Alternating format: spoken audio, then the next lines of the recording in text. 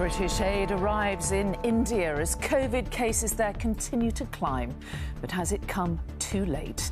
The first deliveries landed in Delhi to bolster a health system near breaking point, with oxygen running out and staff overwhelmed. Our Prime Minister used to say, we will fight this corona, we will fight this corona. And you are seeing the funerals. You see many people are dying. Also tonight, no peace for the Prime Minister as personal accusations persist and colleagues rally round to defend him. The latest on the link between football and head injuries, how teenage girls face double the risk.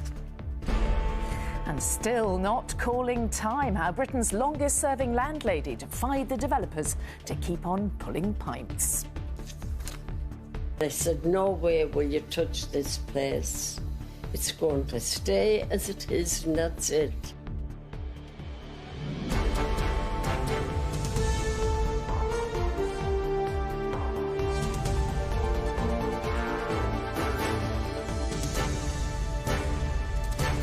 This is the ITV Evening News with Mary Nightingale. Good evening. Desperately needed aid has started to arrive in India from the UK as the country's hospitals struggle to cope with one of the world's worst coronavirus outbreaks. The number of new cases once again topped more than 300,000 today, but it's thought that, like the spiralling number of deaths, is an underestimate. And as the oxygen crisis worsens, patients are being turned away. And a warning, this report from our correspondent John Ray contains images that are disturbing. You can sense the desperation. Just to be in this crowd is to take a chance with COVID. But in India, oxygen is the difference between life and death. They have waited for hours, and most will wait in vain. Here, supplies are soon exhausted, and the doors are shut. So Salman's search for help for relatives sick at home goes on. The worry is not even the basics are here, he says. I've searched everywhere. There is at last a sense of urgency. A train thunders through a station carrying oxygen trucks to Delhi. And overnight, the first consignment of aid arrived from Britain. There are ventilators and machines that will extract oxygen from the air. But medicine is in short supply and priced well beyond most pockets. A self-confident nation on the rise feels suddenly crushed. They were not prepared for anything. Our health minister used to say, we are prepared, we are prepared. Our Prime Minister used to say, we will fight this corona, we will fight this corona. And you are seeing the funerals. You see many people are dying. This is Jitendra Singh Shunti, a volunteer on COVID's front line, whose life is now dominated entirely by death. Each day that passes, he collects more bodies, often the victims from a single family life side by side. At the mortuary, even the dead have to wait their turn. मुझे गुस्सा भी आता है, हंसी भी आती है। ये वो आंकड़े को कोविड मानते हैं जो हॉस्पिटल वाले लिख के देवे कि हाँ कोविड से मरा है और पोस्टमार्टम हुआ है। मैं जब 50 डेड बॉडी घर से उठा के ला रहा हूँ वो कोविड की है। His work is never done, and his phone is never silent. Another call, another death, another funeral to arrange. Today, he will pick up more than 100 bodies. They offer each grieving family the rites and rituals of death according to custom. No matter how often COVID kills, it is never routine. John Ray, ITV News. Here in Britain, many relatives are desperately worried about the situation in India and are doing all they can to help, from raising funds to giving emotional support to prayers. There is a huge effort among many communities, as Stacey Foster reports. At this Hindu temple in Leicester, a small group attend the morning ritual. They all have family members thousands of miles away in India, and they feel like all they can do is pray. I can't be there, so what I do, I just pray to God. So on my daily routine, morning I pray for my family as well as for India. Because I'm only child, so I'm really worried about my mom, dad. So I have friends and extended families there, but still it's not me there. Surendra moved to the UK to study in 2019 and hasn't seen his mum in person since. When he called her today, she was at a family wedding, and he's just hoping she managed to stay safe. No one knows that who is affected, and in India there are people are not concerned about if they got a cold or a little bit temperature. They are not concerned about that if it is a corona or not. Instead of collecting items to send, they're fundraising to ensure the relief arrives as soon as possible. Sanjeev is in touch with more than 200 people desperate for support. The reason for the funds, financial funds, is because we can get that on the ground to buy things on the ground in India and facilitate hospitals. We've recently taken an assembly hall in one of our temples and converted it into a 500-bed hospital with ICU beds, with oxygen, with ventilators. Now, we'd like to expand that. A crisis so far away that's affecting lives very close to home. All they can do is have faith that help is on the way. Stacey Foster, ITV News, Leicester. Boris Johnson has come under renewed attack over his alleged comments about COVID deaths and also about how renovations on his Downing Street flat were paid for and by whom. Ministers once again came out in his support, insisting the Prime Minister is telling the truth. Labour, though, are accusing him of lying. And it all comes with just a little over a week until the May elections. Here's our political correspondent, Carl Dinham. What did he say in the supposed privacy of his office? Who paid for the renovation of his flat above Downing Street? And does anybody outside Westminster even care? Despite witnesses telling ITV News and others that a frustrated Prime Minister shouted about preferring piles of bodies to a third lockdown, ministers are backing the Prime Minister's denial. I believe the Prime Minister. He has said no, that he didn't use those words, didn't say that. What I do know is the Prime Minister's been focused on that important balance about protecting lives and protecting livelihoods. On the issue of the Downing Street flat, a short time ago, a Number 10 spokesperson said any costs of wider refurbishment this year, beyond those provided for by the annual allowance, have been met by the Prime Minister personally. Conservative Party funds are not being used for this. Again, ministers are sticking by their boss. Has the Prime Minister broken the rules, Mr Raab? No. But if, as ITV News has been told, the Tory party provided any kind of interim funds or loan for the Downing Street work, then that should be made public. The requirement there is to declare something within 28 days of having become aware of a financial interest. So that's just an ongoing rolling process. So you'd expect that to be there by now. But do voters care? Peterborough is in the midst of local elections. Do you think it matters how he paid for the Downing Street flat refurbishment? I don't think it matters at all. I think he's done an incredible job. I wouldn't want to do it for all the money in the world. Doesn't matter if he borrowed the money from a donor or paid himself. It doesn't matter at all, no. He's doing a great job. If using money, borrowing money from other sources, should know who it come from, why it come from. So, yeah, I think you should tell public. And of course, Labour won't let it go. People need to know what's happened here and why is the Prime Minister not coming forward with answering these very simple questions. Who paid for your flat refurbishment? So long as voters don't mind, neither will the Prime Minister. But with the Electoral Commission and the Cabinet Secretary both investigating the funding of the flat, that could still change. Carl Dinham, ITV News. And our political editor, Robert Peston, is here. OK, few answers from the Prime Minister. Just saw the voters don't seem to care. What now?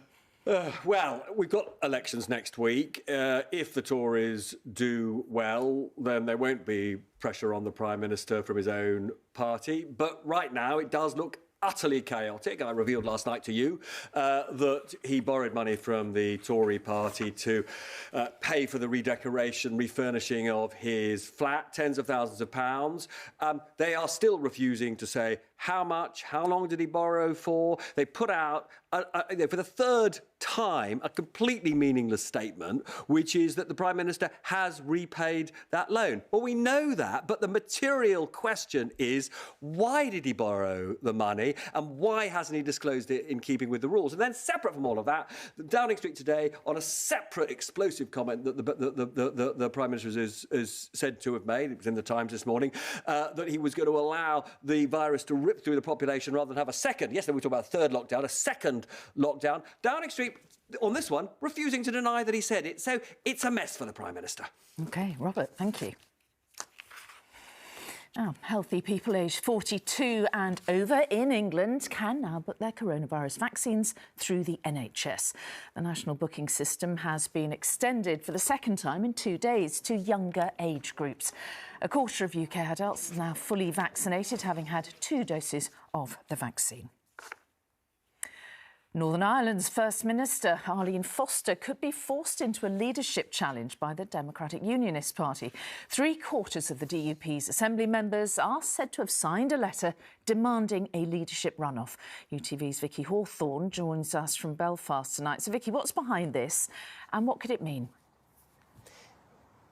Well, Arlene Foster has been leader of the DUP in Northern Ireland for 5 years now, and it does seem tonight that she is facing potentially the end of her leadership of the party. The day started here with reports in a Belfast newspaper of unrest, frustrations within her party over her leadership. She responded to these newspaper claims when she was out and about in and around Belfast this afternoon, and she very much played them down. Stories on leadership come up from time to time, and it's one of those times, so we'll just deal with it and move on, because I have bigger things to do, including getting us through this COVID pandemic, including listening to the concerns of working class communities. Well, things took a more dramatic turn this afternoon, and I've been told by several senior DUP sources that a majority of MPs and members of the Stormont Assembly have now signed a letter of no confidence in Arlene Foster and calling for a leadership contest. Now, the party itself has only said that it will not comment on internal party matters, and what happens next will very much potentially depend on what Arlene Foster decides to do and whether she decides to step down voluntarily. OK, Vicky Hawthorne in Belfast, thank you. Still to come in the ITV Evening News, why female footballers face twice the risk of concussion as men, plus why the Touches of Cambridge ended up behind the wheel of a tractor today. Those stories and more after the break. Join me then.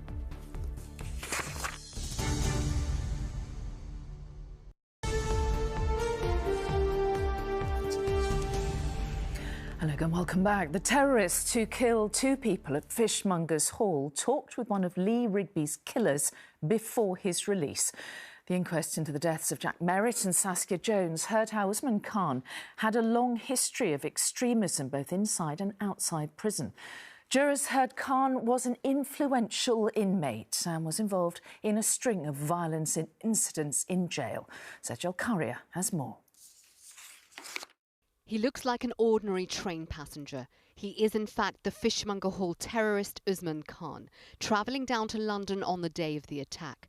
A convicted jihadi here going to a toilet cubicle. He emerges 7 minutes later. Police believe he strapped a fake suicide belt around his body. CCTV shown to jurors today as they also learned about his long history of extremism in and out of prison.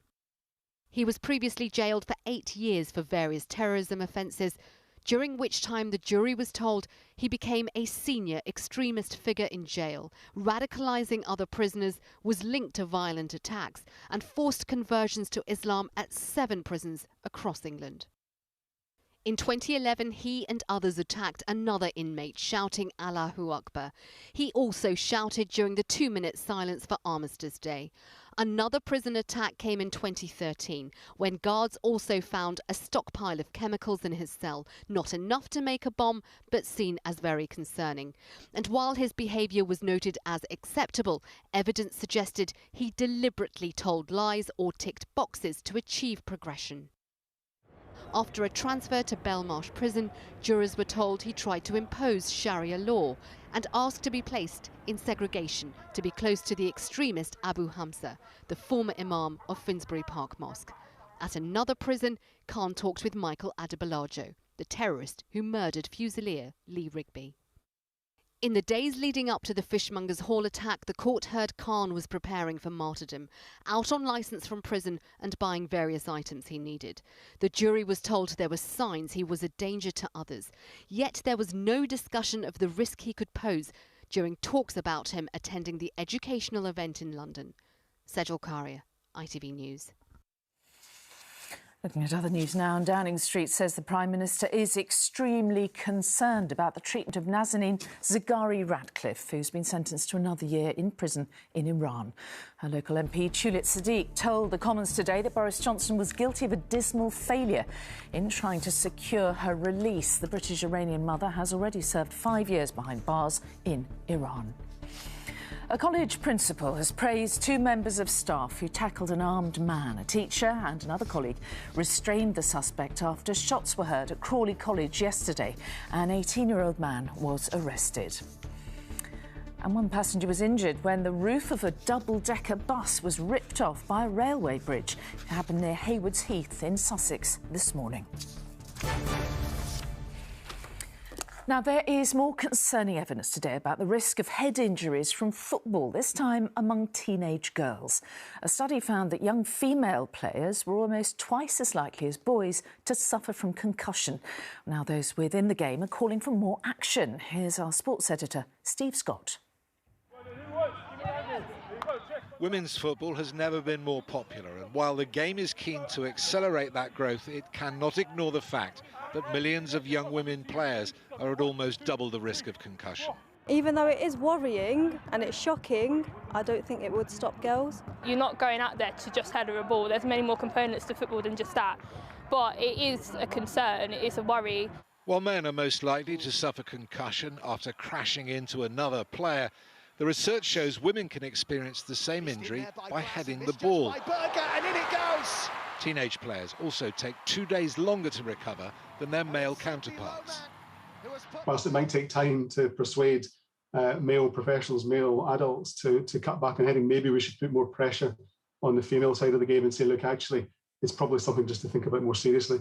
I did header-in drills for an hour and a half and you were seeing stars afterwards. A Northern Ireland international and former Crystal Palace captain, Freya Holdaway quit football after her third serious concussion. And since then, she told me, she feels a totally different person.